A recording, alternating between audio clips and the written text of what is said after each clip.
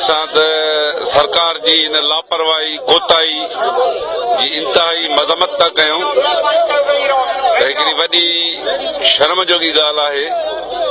त हिकु माउ पंहिंजे बचे जी बाज़ियाबी जे लाइ मुसलसिल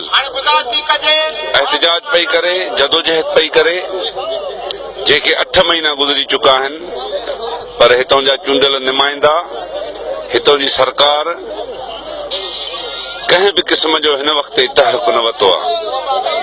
हिकिड़ा पुलिस वारा जेके गिरफ़्तार थियल आहिनि हिन केस में, जिन इहो ॾोह बासियो आहे त इमरान असां वटि हुयो, त पोइ केॾांहुं वियो उहो जेको आहे। असां चऊं था त हिन वाक़े जी गैर जानबदार तहक़ीक़ात करे ॾोहारनि खे साम्हूं आंदो वञे ऐं इमरान जोखे खे बाज़ियाब कराइनि। कल्ह ई एहतजाजी तहरीक जेका तक़रीबन 4.5 महीननि खां लगातार ऐं मुसलसिल हले पई, जंहिंमें जिन बि दोस्तनि हिसो वरितो आहे, ख़ुसूसन सहाफ़ी बिरादरी, हिक